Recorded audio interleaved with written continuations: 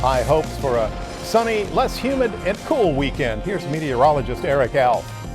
Well, we definitely will have the sunshine, but before we get to that, an update on the tropics from the 11 a.m. package from the National Hurricane Center. We now have Category 1 Hurricane Erin with sustained winds at around 75 miles per hour. And the overall idea really hasn't changed. It's going to turn to the north on Sunday as a major Category 4 hurricane, at least that's the forecast right now. And the likely track is going to be somewhere between the East Coast and Bermuda, so we have high confidence that this is not going to provide a direct impact to the East Coast. Major consensus on that. However, for us, we are going to be seeing high surf, some very dangerous rip currents, and high wave heights as we think about the middle of next week, especially. Take a look at some of these wave heights towards the center of the storm. We could see wave heights over 30 feet in height, and for immediate beach towns, maybe 7, 8, 9, maybe even 10-foot waves, especially by the time we get to Wednesday and even into Thursday. So if you have any interest to be along the beach or any interest to do any boating, something you're going to keep in mind. It's going to be really, really rough out there in terms of the waters.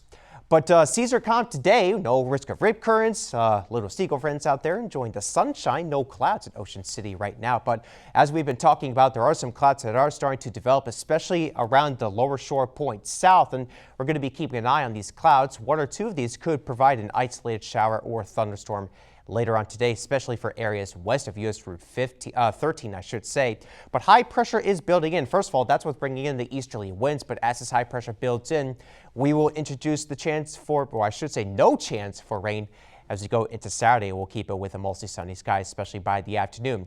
Now, like I said, the best chance for a thunderstorm is going to be for areas west of U.S. Route 13. Now, there could be some locally heavy rainfall with any of these thunderstorms that develop, and you'll see how that plays out on Futurecast. So within the next couple of hours, we could potentially see a few showers, maybe a thunderstorm develop for mainly our western counties. So if you live in areas like Talbot County, Dorchester County, or maybe even extreme western Somerset County, you will probably run the risk of at least an isolated thunderstorm. So just something to keep in mind out there. With easterly winds still in place for tonight, we'll introduce mostly cloudy skies, and there could be some cloudiness lingering throughout the morning hours on Saturday. But the consensus is that that cloud deck should burn off by the afternoon, and we will give way to mostly sunny skies, temperatures in the mid-80s with no chance for rain. And the same thing goes for Sunday. So the weekend overall is looking really nice. And then by next week, weather looks pretty good, but we are going to have those rip currents to contend with. 83 to 88 degrees today with a mostly sunny sky and the chance for an isolated shower or thunderstorm, particularly the further west you go. 69 to 74 degrees with a mostly cloudy sky, a little bit muggy out there, but nothing too terribly bad for this time of the year. Weekend's looking nice, though. It does get a little bit hot, close to 90 degrees on Monday. A slight chance for a shower or two on Monday, I should say. And then the work week, or I should say the middle of the week, low 80s, John.